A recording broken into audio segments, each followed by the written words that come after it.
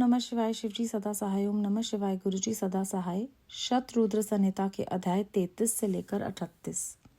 शिवजी के किरात अवतार के प्रसंग में श्री कृष्ण द्वारा द्वैत वन में दुर्वासा के शाप से पांडवों की रक्षा, व्यास जी का अर्जुन को शक्र विद्या और पार्थिव पूजन की विधि बताकर तप के लिए सम्मित देना, अर्जुन का इंद्रकील पर्वत पर तप, इंद्र का आगमन और अर्जुन को वरदान, अर्जुन का शिवजी के उद्देश्य से पुनः तप में प्रवृत्त होना, तदनंतर पार्वती के विवाह प्रसंग में हुए जटिल नर्तक तथा दिव्य अवतारों की और फिर अश्वत्थामा अवतार की बात कहकर नंदीश्वर जी आगे कहते हैं, बुद्धिमान सनत कुमार जी, अब तुम पिनाकधारी भगवान शिव के किरात नामक अवतार का वर्णन सुनो। उस अवतार में उन्होंने मूक नामक दैत्य का वध और प्रसन्न होकर अर्जुन को वर प्रदान किया था। जब सुयोधन ने महाबली पांडवों को जुए में जीत लिया, तब वे सती साध्वी द्रौपदी के साथ द्वैत वन में चले आए। वहीं वे पांडव सूर्य द्वारा दी हुई बटलोई का आश्रय लेकर सुखपूर्वक अपना समय बिताने लगे। प्रियवर उसी समय सुयोधन ने आदर पूर्वक मुनिवर दुर्वासा को छल करने के प्रयोजन से पांडवों के निकट जाने के लिए प्रेरित किया। तब महर्षि दुर्वासा अपने 10,000 शिष्यों के साथ आनंद पूर्वक वहां गए और पांडवों से मनोकूल भोजन की याचना की।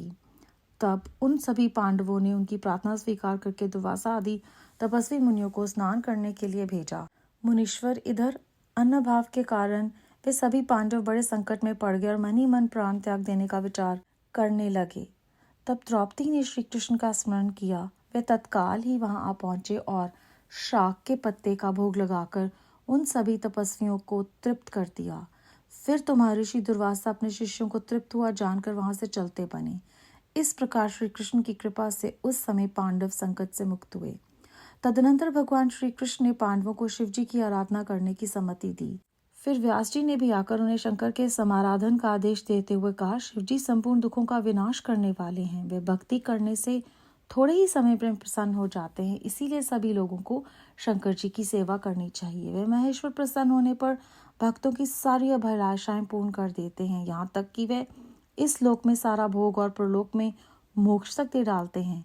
ये बिल्कुल निश्चित बात है। इसीलिए भुक्ति मुक्ति रूपी फल की कामना करने वाले मनुष्यों को सदा शंभु की सेवा करनी चाहिए, क्योंकि भगवान शंकर साक्षात परम पुरुष, दुष्टों के संहारक और सत्पुरुषों के आश्रय स्वरूप हैं। अब अर्जुन पहले दृढ़ता पूर्वक शक्र विद्या का जप करे, तब इंद्र पहले परीक्षा लेंगे, पीछे संतुष्ट हो जाएंगे। प्रसन्न होने पर वे सर्वदा विघ्नों का नाश करते रहेंगे और फिर शिवजी का श्रेष्ठ मंत्र प्रदान करेंगे। नंदीश्वर कहते हैं, उन्हें इतना कहकर व्यास जी अर्जुन को बुलाकर उन्हें शक्र विद्या का उपदेश देने को उदित हुए। तब तीक्ष्ण बुद्धि अर्जुन ने स्नान करके पूर्व मुख बैठकर उस विद्या को ग्रहण कर लिया। फिर उदार बुद्धि मुनिवर व्यास जी ने अर्जुन को पार्थिव लिंग की पूजन का विधान बतलाकर उनसे कहा। व्यास जी बोले, पार्थ, अब तुम यहाँ से परम रमणीय इंद्रकील पर्वत पर जाओ और वहाँ जाह्नवी के तट पर बैठकर सम्यक रूप से तपस्या करो। यह विद्या अदृश्य रूप से सदा तुम्हारा हित करती रहेगी। अर्जुन को ऐसा आशीर्वाद देकर व्यास जी पांडवों से कहने लगे, नृपश्रेष्ठो, तुम सब लोग धर्म पर दृढ़ बने रहो, इससे तुम्हें सर्वथा श्रेष्ठ सिद्धि प्राप्त होगी। इसमें अन्यथा विचार करने की आवश्यकता नहीं। नंदीश्वर कहते हैं, मुने इस प्रकार मुनिवर व्यास उन पांडवों को आशीर्वाद दे तथा शिवजी के चरण कमलों का स्मरण करके तुरंत ही अंतर्ध्यान हो गए। उधर शिव मंत्र के धारण करने से अर्जुन में भी अनुपम तेज व्याप्त हो गया। वह उस समय उद्दीप्त हो उठे। अर्जुन को देखकर सभी पांडवों को निश्चय हो गया कि अवश्य ही हमारी विजय होगी, क्योंकि अर्जुन में विपुल तेज उत्पन्न हो गया है। तब उन्होंने अर्जुन से कहा, व्यास जी के कथन से ऐसा प्रतीत होता है कि इस कार्य को केवल तुम ही कर सकते हो, यह दूसरों के द्वारा कभी भी सिद्ध नहीं हो सकता। अतः जाओ और हम लोगों का जीवन सफल बनाओ। तब अर्जुन ने चारों भाइयों तथा द्रौपदी से अनुमति मांगी। उन लोगों को अर्जुन के विछोह का दुख तो हुआ, पर कार्य की महत्ता देखकर सभी ने अनुमति दे दी। फिर तो अर्जुन मन ही मन प्रसन्न होते हुए उस उत्तम पर्वत इंद्रकील को चले गए। वहां पहुंचकर वे गंगा जी के समीप एक मनोरम स्थान पर, जो स्वर्ग से भी उत्तम और अशोक वन से सुशोभित था, ठहर गए। वहां उन्होंने स्नान करके गुरुवर को नमस्कार किया और जैसा उपदेश मिला था उसी के अनुसार स्वयं भी अपना वेश बनाया। फिर पहले मन ही मन इंद्रियों का अपकर्ष करके वे आसन लगाकर बैठ गए। तत्पश्चात समसूत्र वाले सुंदर पार्थिव शिवलिंग का निर्माण करके उनके आगे अनुपम तेजो राशि शंकर का ध्यान करने लगे। वे तीनों समय स्नान करके अनेक प्रकार से बारंबार शिव जी की पूजा करते हुए उपासना में तत्पर हो गए। तब अर्जुन के शिरोभाग से तेज की ज्वाला निकलने लगी। उसे देखकर इंद्र के गुप्तचर भयभीत हो गए। वे सोचने लगे, ये यहाँ कब आ गया। पुनः उन्होंने ऐसा विचार किया कि यह घटना इंद्र को बतला देनी चाहिए। ऐसा सोचकर वे तत्काल ही इंद्र के समीप गए। गुप्तचरों ने कहा, देवेश, वन में एक पुरुष तप कर रहा है, परंतु हमें पता नहीं कि वह देवता है, ऋषि है, सूर्य है अथवा अग्नि है। उसी के तेज से संतप्त होकर हम आपके सन्निकट आए हैं। हमने उसका चरित्र भी आपसे निवेदित कर दिया। अब आप जैसा उचित समझे वैसा करें। नंदीश्वर कहते हैं, उन्हें उन गुप्तचरों के यूं कहने पर इंद्र को अपने पुत्र अर्जुन का सारा मनोरथ ज्ञात हो गया।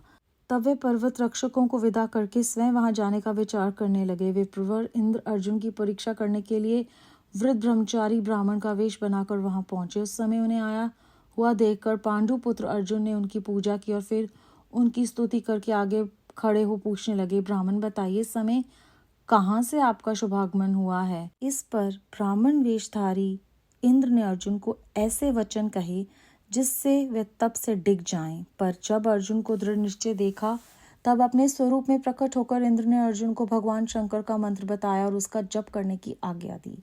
तदनंतर अपने अनुचरों को सावधानी के साथ अर्जुन की रक्षा करने का आदेश देकर वह अर्जुन से बोले, भद्र, तुम्हें कभी भी प्रमाद पूर्वक राज्य नहीं करना चाहिए, परंतप यह विद्या तुम्हारे लिए श्रेयस्करी होगी। साधक को सर्वथा धैर्य धारण किए रहना चाहिए।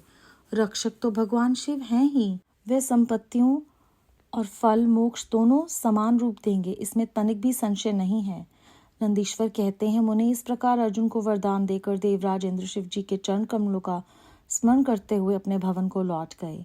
तब महावीर अर्जुन ने भी सुरेश्वर को प्रणाम किया और फिर वह मन को वश में करके इंद्र के उपदेश अनुसार शिव जी के उद्देश्य से तपस्या करने लगे। अध्याय 33 से 38 समाप्त। इस अध्याय के आरंभ में हमने जाना कि जब पांडवों को वन में भेज दिया गया तो सुयोधन ने छल करने की इच्छा से दुर्वासा ऋषि को वहां भेजा, क्योंकि उस समय पांडवों के पास पर्याप्त अनाज नहीं था। और जब उन सब ने कहा कि आप हमें भोजन दीजिए तो द्रौपदी ने मन में श्री कृष्ण का ध्यान किया।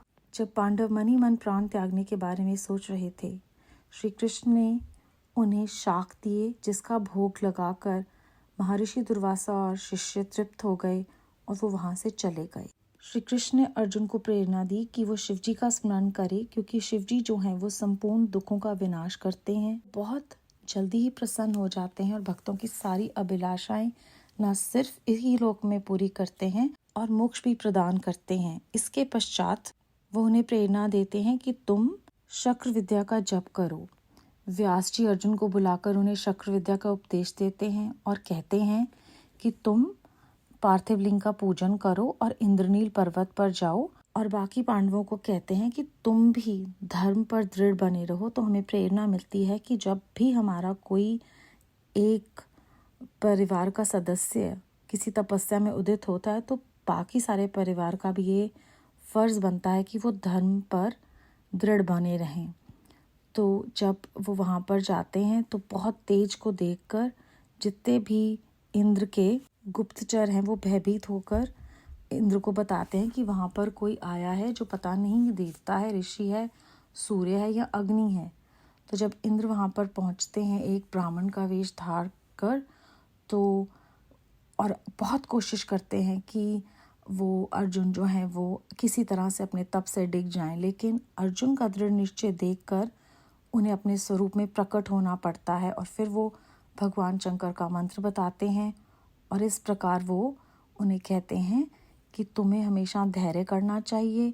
भगवान शिव तो रक्षा करते ही हैं, वो संपत्ति भी देते हैं, मोक्ष भी देते हैं, इसमें कोई शक की बात नहीं है। यहाँ पर हमें फिर से दृढ़ निष्ठा और दृढ़ निश्चय अपने परमात्मा में रखने की प्रेरणा दी है। और जब भी हम उनमें ध्यान करते हैं या कोई तपस्या करते हैं तो लीलाधारी परमात्मा हम सब की परीक्षा लेते हैं। और यहाँ पर उन्होंने इंद्र को भेजा अर्जुन की परीक्षा लेने के लिए और उनका निश्चय देखकर उन्होंने मंत्र बताया शिव जी का और जप करने की आज्ञा दी। अर्जुन शिव जी के चरण कमलों का स्मरण करते हुए भवन में लौट आए और उन्होंने सुरेश्वर को प्रणाम किया और मन को वश करके इंद्र के उपदेश अनुसार शिव जी के उपदेश से तपस्या करने लगे। तो यहाँ पर हमें ये प्रेरणा भी मिलती है कि हमें अपनी इंद्रियों को काबू में करके जितेंद्रिय होकर अपने मन पर पूरा काबू करके उस परमात्मा का ही ध्यान करना है। और जैसे इस अध्याय में हमें कहा है कि शिव जी महाराज तो भक्त वत्सल हैं, वो बहुत जल्दी ही प्रसन्न हो जाते हैं। तो अर्जुन जो हैं वो उनकी तपस्या में तत्पर हो जाते हैं। बेअंत शुक्राना गुरु जी महाराज। ओम नमः शिवाय। शिव जी सदा सहाय। ओम नमः शिवाय। गुरु जी सदा सहाय।